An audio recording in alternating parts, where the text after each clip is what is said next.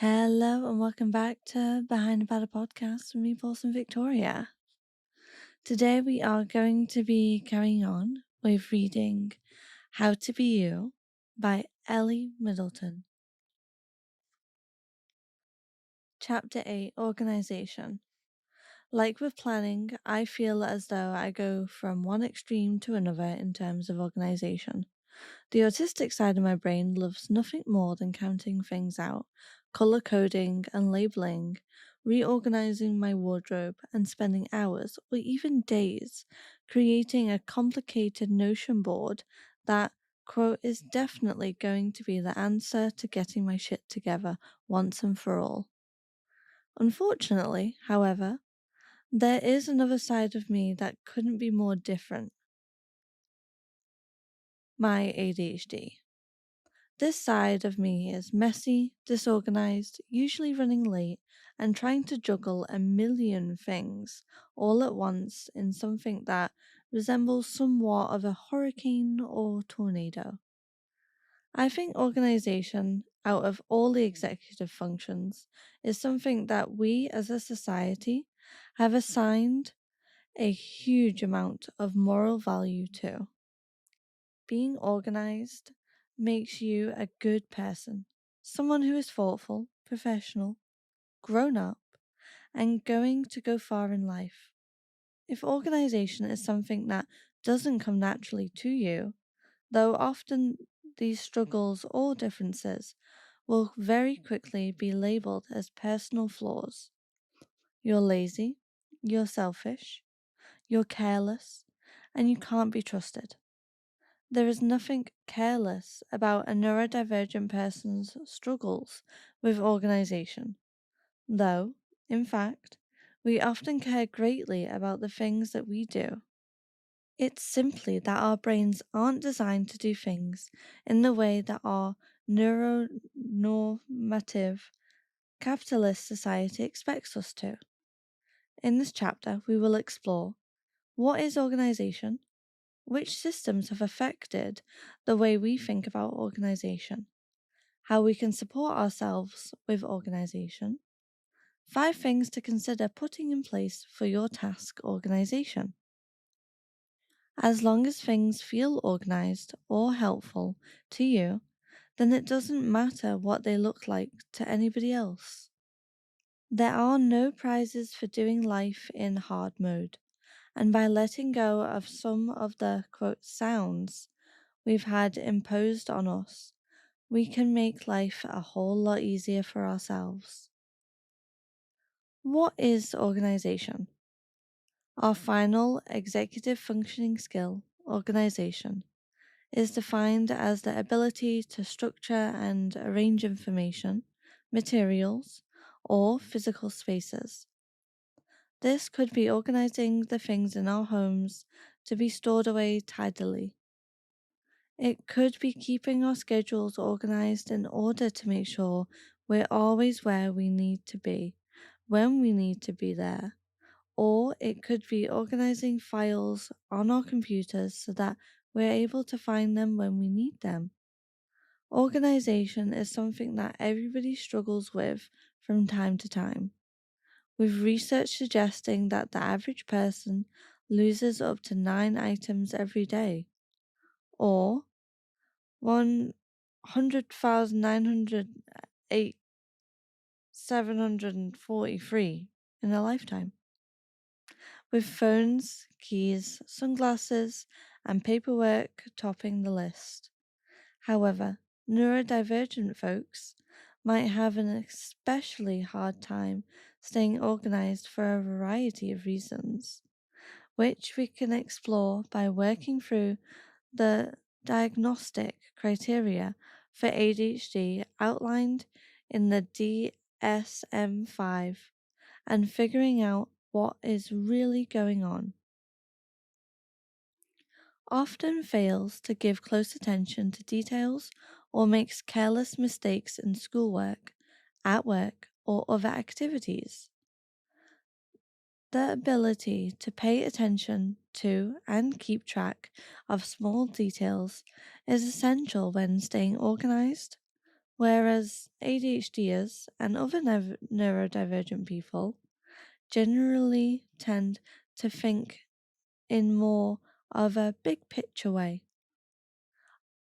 often has trouble organizing tasks and activities. We can struggle to organize tasks and activities, which could also be linked to our struggles with planning and prioritization. More on this in Chapter 6, Planning and Prioritization, page 236, and Working Memory. More on this in Chapter 1, Working Memory, page 57. Tasks, projects, and activities generally have lots of different moving parts, which can be tricky for our brains to keep track of all at once, or prioritize in order of importance. Often loses things necessarily for tasks and activities, e.g., school materials, pencils, books, tools, wallets, keys, paperwork, eyeglasses, mobile telephones. A big part of organization is thinking ahead to what we will need to get something done. For example, remembering that we need to take our gym kit to work with us so we can go to the gym after work, and storing those things in a way that means we're able to find them when we need them. As we explored in Tip 3, Showroom Chic. Page 81. ADHDers can have differences in what is known as object consistency or object permanence. This means that we experience out of sight, out of mind. So if something isn't in our direct line of sight, we forget it exists. This makes it very hard to keep track of where all our things are at any given time, making it difficult to stay organized. Is often easily distracted. As we discovered in Chapter 7, Task Initiation, page 267, ADHD brains and those of other neurodivergent people are often interest-led, meaning that we aren't motivated to do things just because we know that we should or because we know that they are important in the same ways as neurotypical people might be. Typically, organizational tasks aren't the most stimulating, novel, or interesting, so it's tricky for our brains to stay focused on these things. Is often forgetful in daily activities. Working memory, more on this in Chapter 1, Working Memory, page 57, is another of the executive functioning skills that are impacted in neurodivergent people. And so it's very easy for us to lose track of all the different things we need to do and remember each day. These differences in memory can mean that staying organized becomes much more tricky because we might forget what we need to organize in the first place. Is often on the go, acting as if driven by a motor.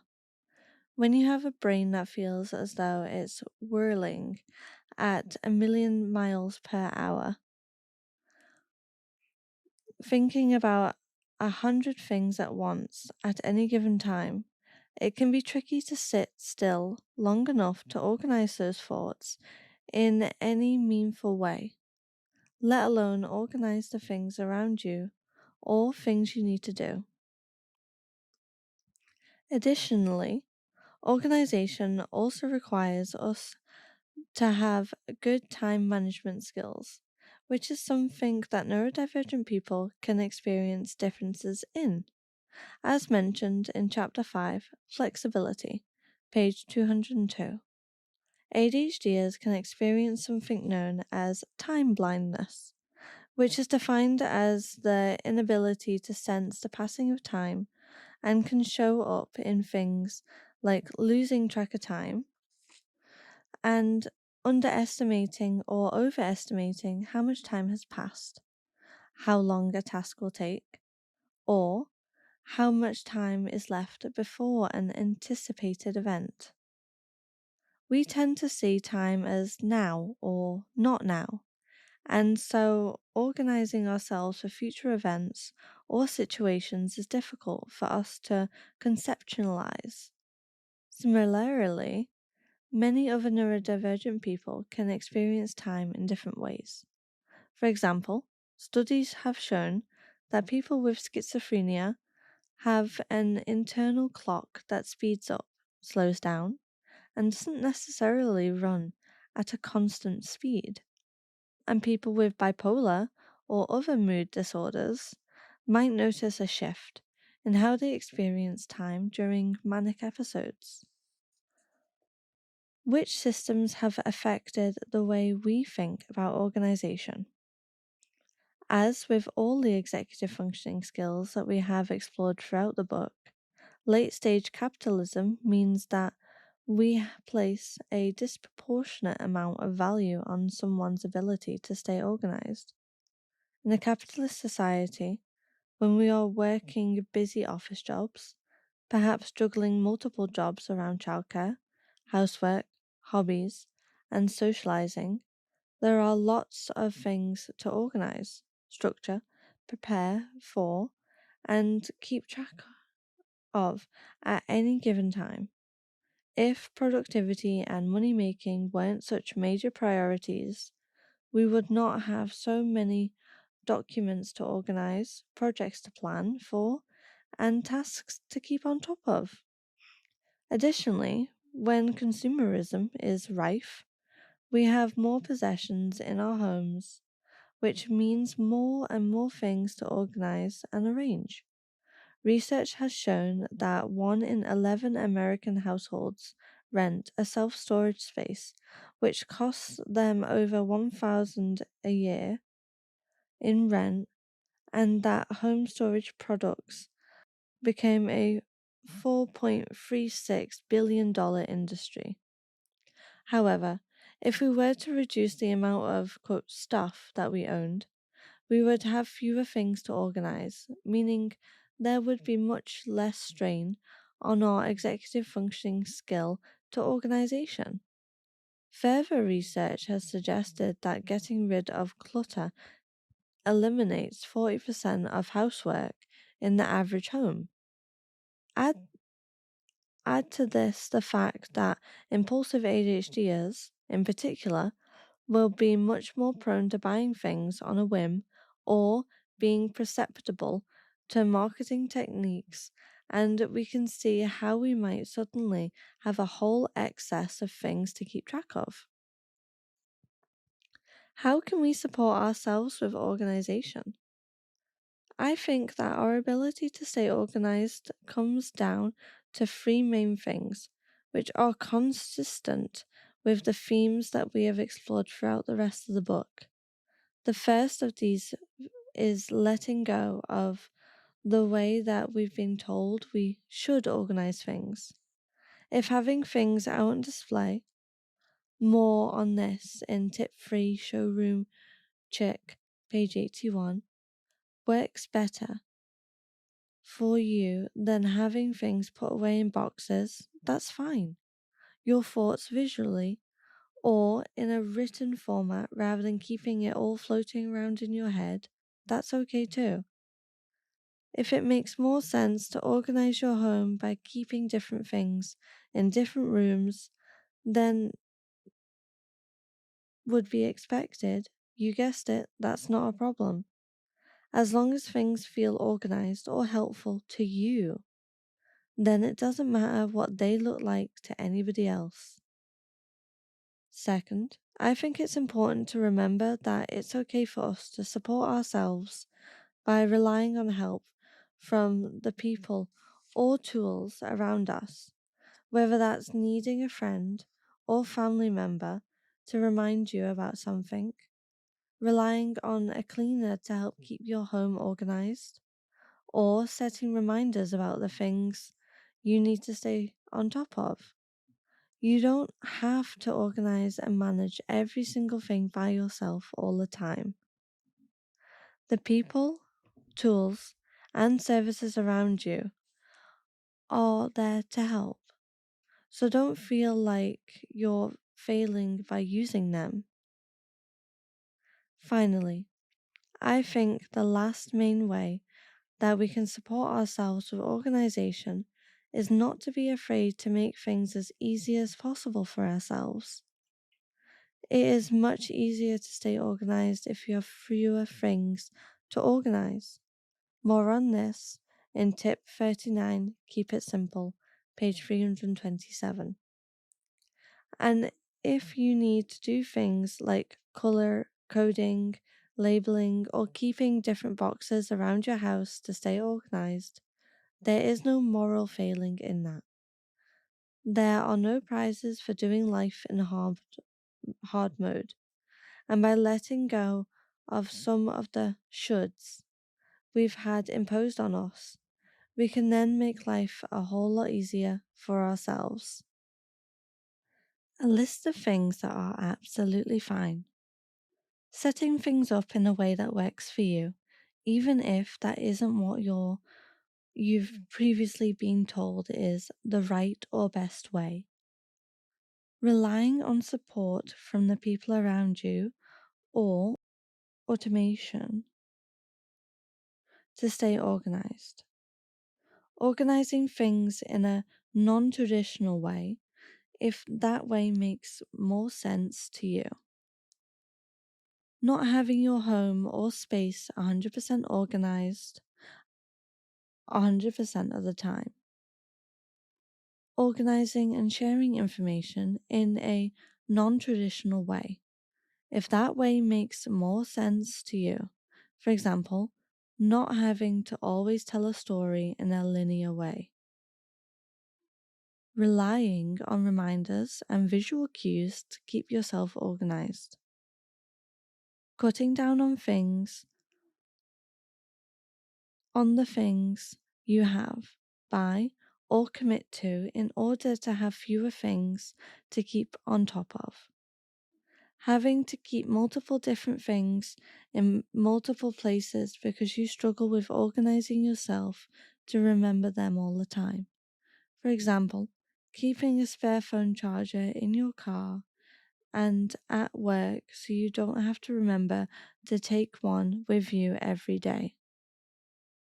Asking for all communication to come via a certain channel, e.g., only by email instead of email, WhatsApp, Slack, and verbally, so that you don't have to keep on top of multiple sources of information. Tip 36, Homely Hacks, by Sherry Smith, she, her, better known as Forever Yours Betty, ADHD content creator. We all know how important our surroundings are, especially when we are trying to navigate a world with ADHD. In a life full of juxtapositions and extremes, it can be a challenge to create an organized space that works with your brain, but also brings joy. The true secret to creating a happy AUDHD home is knowing yourself, embracing your quirks, and not justifying your space for anyone but you. 1. Get to know yourself. First things first, you need to understand what makes you tick. One size does not fit all, so take some time to look at the parts of your life that you struggle with and those that bring you calm. Things like your existing habitats, attention span, and the stuff that helps or hinders your mood are important when creating a space that works for you. For example, it's a common ADHD tip to suggest always having everything on show due to our object permanence. More on this in tip 3, Showroom Chick, page 81. But that isn't helpful for everyone. I find the kitchen to be the most overwhelming room in the house, and I thought having everything on show would lead to less waste and more cooking. However, I quickly realized that this was not for me. There were too many options, leading to decision paralysis. This is a stark contrast to my open plan wardrobe, which gives me so much joy when I can see it all in front of me. I find the kitchen overwhelming, so seeing everything at once feels too much. Whereas I find my wardrobe exciting, so seeing all my clothes at once is inspiring and a celebration to my eyes. It's all about bridging the gap of your needs. 2. Spot the hurdles. Identifying your weak spots is like finding a map to navigate your home better. Maybe clutter is your kryptonite, or lighting can throw you completely off track. Take note, then take action. I struggle with clutter, but organizational piles have always been my friend. Solution: everything that comes into my house needs to have a home. But since putting things back in their proper place isn't always feasible, I've designed a pile space where things go while they are waiting to be put back in their home. This looks different in every room. A bucket in my wardrobe room for clothes that aren't dirty but need to be put away. Some sticky hooks in the bedroom for hanging up clothes and towels instead of putting them on the floor.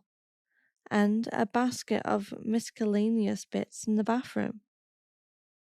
3. Setting up for success.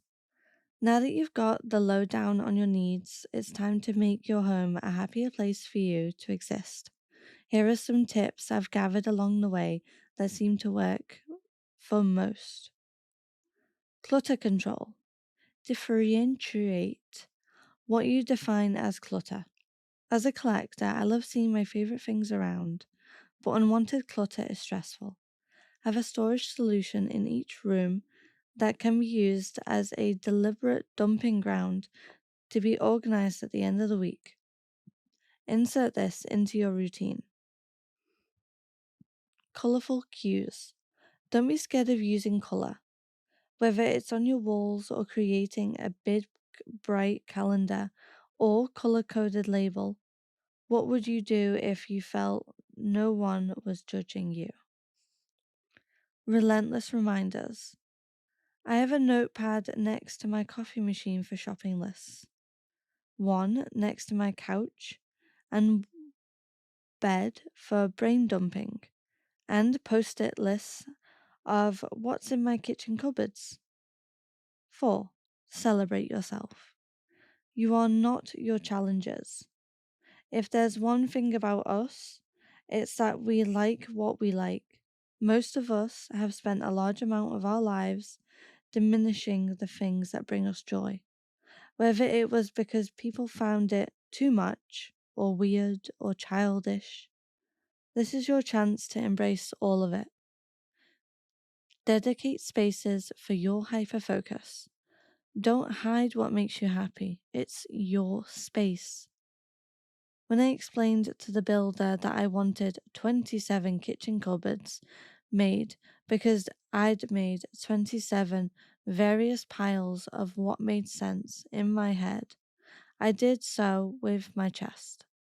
For me, it makes most sense to have a place for breakfast food I can make in less than 20 minutes, and snacks rather than separating them into dry or canned goods. This way, when I recognize the need, I have a cupboard that will help assist that need in a space I find joyful. 5. Tweak as you go. Your home is a living, breathing space that grows with you. Be open to change and know what works today might need a little tweak tomorrow.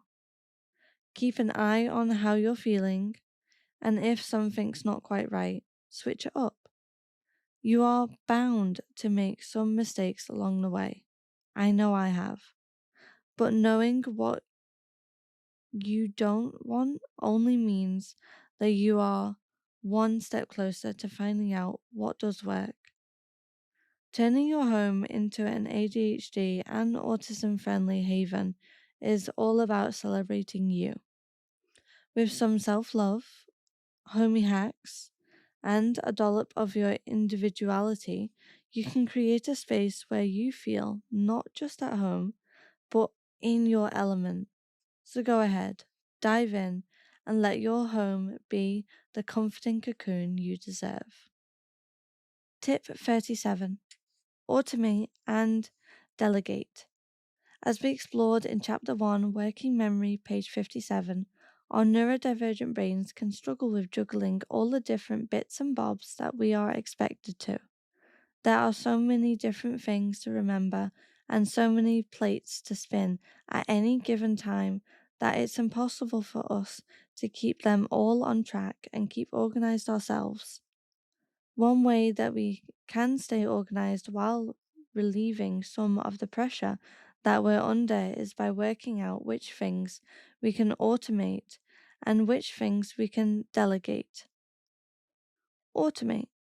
If there are tasks that we need to do or things that we need to remember on a recurring or regular basis, there are different ways that we can automate these reminders so that it's one less thing to think about. I use a shaving subscription service so that I automatically get sent new razor blades every couple of months. Not only is this more sustainable, but it's just one less thing for me to have to consider. You can use a similar subscription service for things like deodorant and toiletries, and Amazon even has a subscribe and save option for a lot of groceries and toiletries. If you know you're going to need to buy new shower gel every month, why not automate the process so you never have to think about it? I automate task reminders in my Google Calendar app on my phone to remind me to order my repeat prescription and transfer my rent to my landlord every month.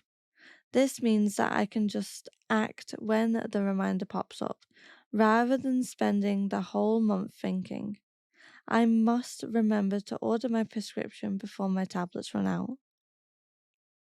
You can automate regular payments and transfers by setting them up as standing orders, direct debits, or regular payments. Instead of having to manually transfer my rent every time I get the Google Calendar reminder, I could eliminate my need to do anything completely by setting this up as an automatic standing order payment that goes out on the same day each month. You can use a home assistant like Alexa, Google, or Siri to automate reminders. When something pops into your head, for example, you order your repeat prescription after being notified by your automated reminder, you could say, Hey Google, remind me to pick up my prescription from the pharmacy in 3 days' time.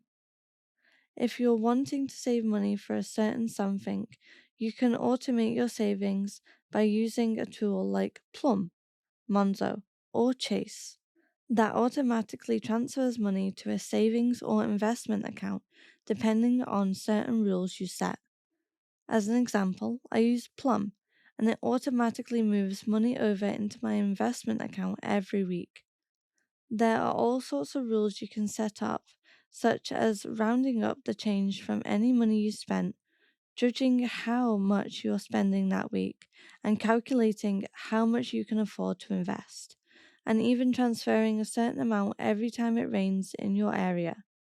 A sure way to invest plenty if you're living in rainy Manchester like me.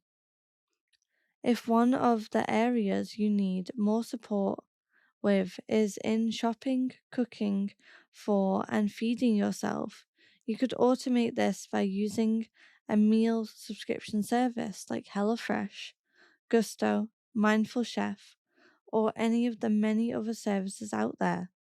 This could range from the delivery of ingredients and recipes being automated for you all the way through to some meal prep services that will deliver ready cooked meals to your door to take the entire process off your plate.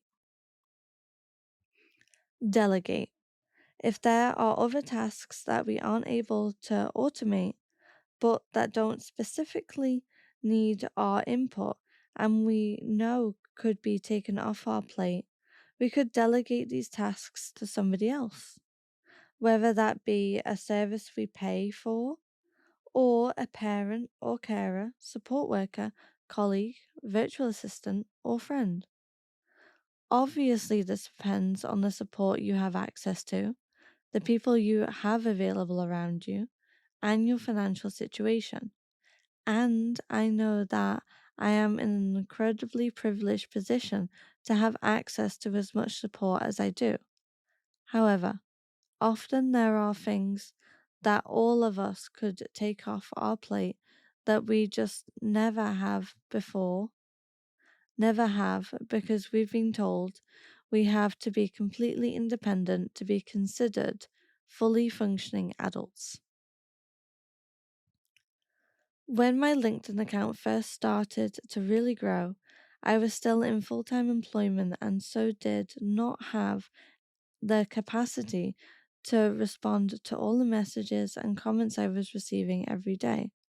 However, I knew that doing so would both be helpful to the people in the community I was building and helpful to grow my account even more in the long run. To help with this, I wrote a document of standardized answers and replies to most common questions and comments I received, and then delegated the task of replying to my personal assistant, Luke, who helps me keep on top of various admin tasks and saves my life every day.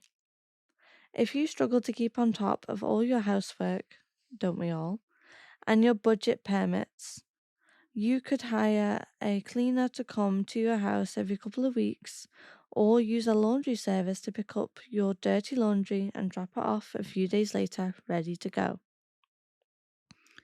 A very simple and free example of delegation could be delegating the task of deciding what's for dinner each night to your partner, friend, or housemate. Maybe the endless options send you into the pits of decision freeze and end up overwhelming you to the point that you don't eat anything at all. However, if someone else were to write a list of meals for the week, you might find it easier to just complete the instruction of preparing each meal on the day it was needed. My brother, who you heard from earlier in tip 18, sampling sobriety, page 191, can struggle to keep on top of the admin involved with ordering and collecting his prescriptions each month. Since he lives at home with my parents, he has delegated this responsibility to my mum, who orders and collects the prescription each month without him having to remember. It can feel uncomfortable to rely on our parents or partners to help us with things like this, but there is absolutely nothing wrong with having support needs and allowing the people who love us to support us with them. It could be a 2-minute job for them, which saves you endless hours of brain space and avoids crisis if you don't manage to keep on top of it. Essentially, what we're trying to do here is identify the things that need to be done for our lives to stay in good working order, but don't need to be done by us specifically. By automating and delegating these tasks and responsibilities, we're freeing up some brain space for the things that require our full attention, while making sure that we stay organized and on top of things. A win-win.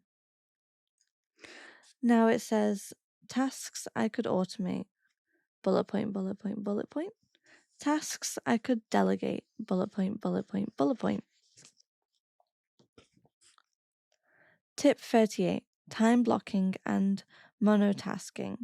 It's difficult to stay organized when you have a brain that loves to jump forwards and backwards between hundreds of different tasks at a time. We often feel as though we need to be multitasking and juggling lots of things all at once in order to feel or seem busy, because we've been told that busy equals productive. In reality, though, this is far from the truth.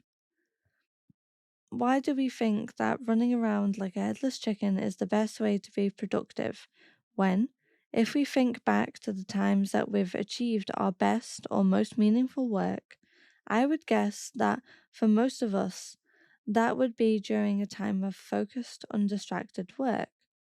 As an example, my best days of writing both this book and my first Unmasked have always been when I've been on an aeroplane. This is because there was nothing to distract me from the one singular task that I needed to get on with. I had no phone signal, no emails, and no notifications to be distracted by. By contrast, if I try to write between meetings or when I have hundreds of email or WhatsApp notifications bothering me, it's unlikely that I'll get much done. One way that we can work around this is by time blocking our tasks together and then monotasking, a fancy way of saying doing one thing at a time. When you are writing your to-do list or doing your big brain dump that we learned about in tip 26, page 251, you first want to get all the tasks out your head and onto paper. Once you have done this, you can group together similar tasks and block out chunks of time to complete these similar tasks together. For example, if you have a whole bunch of admin quick ticks that you need to get through, you can block out a 2-hour chunk in the morning to whiz through them. That way, you're able to get through all these quicker tasks that don't require deep concentration or focus at once, rather than trying to jump between deep work and quick ticks, which might leave you feeling frantic and all over the place.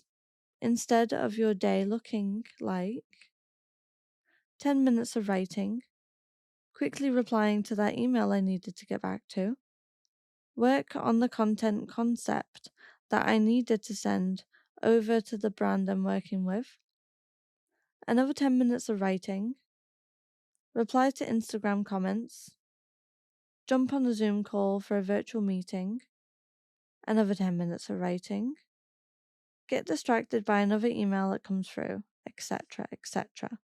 You can whiz through the emails, comments, and other admin quick ticks in a 2-hour chunk in the morning, for example, leaving the afternoon freed up for you to really get stuck into the writing you need to do. Below, try to make a list of quick ticks that you could group together versus deep work that would be best monotasked. So here you have a sheet which just says quick ticks and the other says deep work. And you make a list of each. Tip 39, keep it simple. This tip is another one that seems incredibly simple, but can really make a big difference to the way that you are able to stay organized. It seems painfully obvious to say out loud or type out, but it took me a surprisingly long time to work out. So I'm sharing it in the hopes that it will help you too. It is much easier to stay organized if you have fewer things to organize. That's it. That's the tip. It is much easier to keep on top of your laundry and have all your clothes neatly stored away if you have fewer clothes to wash, dry, iron, fold, and put away. It is much easier to keep track of where things are in your space if you have fewer things to keep track of and fewer junk drawers/boxes where you store all those random, I might need it one day cables, trinkets, instruction manuals, and boxes. It is much easier to plan your schedule if you have fewer things to squeeze into it. It is also much easier to actually do all the things you need to get done if you have fewer things to get through. Essentially, a minimalistic lifestyle is much easier to keep on top of. If you have fewer things to lose, it's much less likely that you're going to lose them. If you have fewer things to remember, it's less likely that you'll forget them. If you have fewer things to keep track of, it's much more likely that you'll be able to keep track of them. The fewer things you have to organize, the more organized you're likely to be. So why not try clearing things out by selling your clothes on Vinted or Depop, always priced depending on the quality of the item so that you've got more chance of selling. Selling things at a car boot sale. If you want to get rid, price things very cheaply. Donating things to a charity shop. Make sure to check what they will accept before you take them. Taking anything that can't be donated to your local recycling point. Tip 40. Calendar comforts. In the same way that I recommended automating reminders in your calendar, in tip 37, automate and delegate to page 318, I'm going to take that one step further and recommend that you keep track of everything in a calendar. And I mean everything. I personally am a fan of a digital calendar and use Google Calendar as my go-to, as I like to be able to move things around as and when they change and know that I'll always have it with me thanks to my handy iPhone app. However, if you're more of a paper person, you can use an old school diary too. The most important thing is that every single thing gets scheduled into that calendar. So often we think, oh, I remember that. Or assume that if something isn't a meeting or appointment, it doesn't need to go in our calendar. But that leaves us A, prone to forgetting things, and B, prone to overcommitting to things we don't actually have to have the capacity for because we don't realize how much stuff we actually need to squeeze into our days. The only way that I'm able to stay organized in any sense is by completely and utterly living and dying by Google Calendar. If something needs to happen, it needs to be scheduled into the calendar. That includes all the usual appointments and meetings that you'd expect to find. But also, time blocked out for the work that I need to do that doesn't involve anybody else. Whether that's the quick tick time blocks that we spoke about in tip 38, time blocking and monotasking, page 324, or a big chunk of time for must write book. One evening a week blocked out for housework, laundry, and tidying. A 15-minute slot scheduled in to remind me to post any social media content that needs to go out. Chunks of time blocked out for my non-negotiables. More on this in tip 29, prioritizing for you, page 258. Like reading, going for a walk, or going to the gym, and even sometimes planning out when I'll have showers. Any traveling time blocked out, whether that's my drive to the studio, the time it will take me to get into town before an appointment, or train tickets and timings when I'm heading to London for work. If something needs to happen, it needs to be in the Google Calendar, otherwise it isn't happening. A small disclaimer that I absolutely am not perfect at this, and most definitely go through phases of being more and less disciplined with how much I'm scheduling in, but that life is always easier the more that goes into my calendar. This not only helps me stay organized and have everything that I need to remember all in one place, and in a place that happens to send me handy notifications 10 minutes before the thing needs to happen, but it also helps me to see my actual capacity and so be more likely not to take too much on.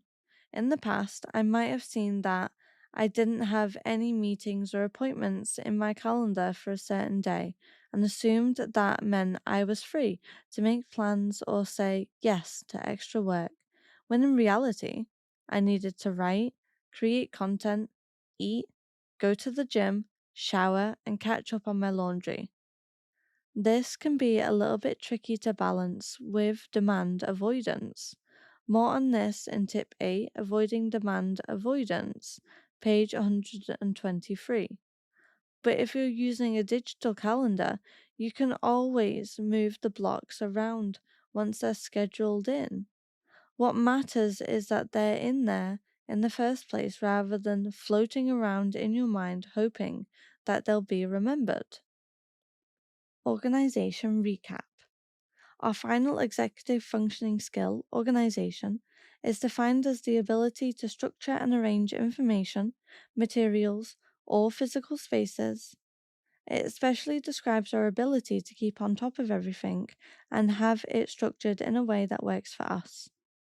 As my mum loves to remind me, quote, there should be a place for everything and everything should have its place.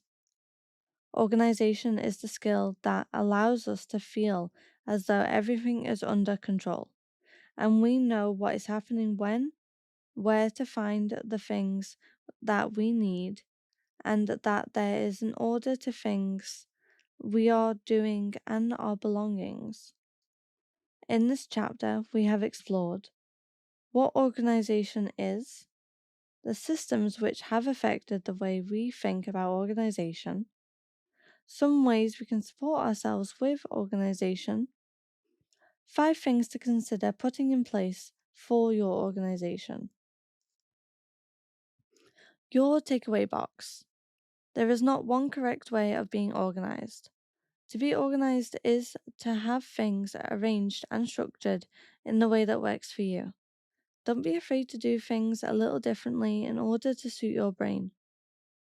Or our organizational capacities are more stretched than we've ever been before, since we tend to have so many more possessions to keep track of in our consumerist society, and so many more tasks, appointments, demands on our time in a world that can feel like a capitalist rat race. If we reduce the amount of things we have in our homes, it will be easier to organize the things we do have. And if we can say yes to fewer things in our diary, then it will be much easier to organize our time. Less is more. When it comes to the things you can't get rid of completely, it might be helpful to rely on automation and delegation to support you in staying organized. If it is not completely necessary for something to be done specifically by you, then think about whether you can hand it off to another person or automate it with technology.